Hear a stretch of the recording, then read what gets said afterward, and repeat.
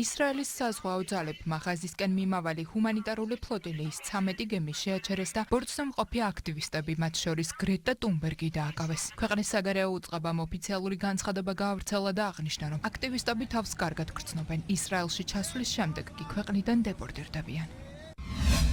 უკვე რამდენიმე გემი ფლოტილიიდან უსაფრთხოდ შევაჩერეთ და მათი მგზავრები ისრაელის პორტში გადაჰყავთ. გრეტა და მისი მეგობრები უსაფრთხოდ და ჯანმრთელად არიან. ისრაელის დანაშაულებრივ ქმედებებზე საუბრობს ჰამასი. ნეთანიაჰუს გადაწყვეტილებას მშვიდობიანი მოქალაქეების წინააღმდეგ ტერორიზმად აფასებს და განმარტავს, რომ ისრაელის დანაშაულთა შავ სიას კიდევ ერთი სამართალდარღვევა დაემატა.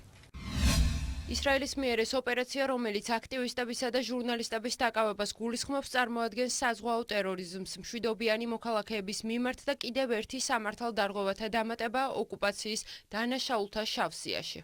იტალია, თურქეთი, საბერძნეთი, გერმანია, ესპანეთი და კოლუმბია ეს იმ ქვეყნების ჩამონათვალია, სადაც პალესტინის მხარდამჭერებმა მასშტაბური საპროტესტო აქციები გამართეს. დემონსტრანტებმა ქუჩები გადაკეტეს და საკუთარ მთავრობებს ფლოტილიის დასაცავად ქმედითი ნაბიჯების გადადგმა მოსთხოვეს. კოლუმბიის პრეზიდენტმა ქვეყნიდან ისრაელის დიპლომატიური დელეგაციის გაძევების ბრძანება გასცა. ამის მიზეზად კი ფლოტილიაში მყოფი 2 კოლუმბიელის დაკავება დაასახელა. კოლუმბიამ ისრაელთან თავისუფალი ვაჭრობის შეთანხმებაც შეაჩერა. ეს ნეთანიაჰუს ახალი საერთაშორისო დანაშაულია. ამ დროისათვის დაკავებულია კოლუმბიის 2 მოქალაქე, რომლებიც ჩართული იყო ჰუმანიტარული დახმარების პროცესში. ამიტომ ჩვენს ქვეყანასა და ისრაელს შორის თავისუფალი ვაჭრობის შეთანხმება დაუყოვნებლივ უნდა გაწყდეს და ისრაელის დიპლომატიურმა დელეგაციამ ჩვენი ქვეყანა დატოვოს. ისრაელმა მორიგი ტერორისტული აქტი განახორციელა. თავდასხმა საფრთხეს უქმნის მშვიდობიანი მოსახლეობის სიცოცხლეს და წარმოადგენს საერთაშორისო სამართლის დარღვევას.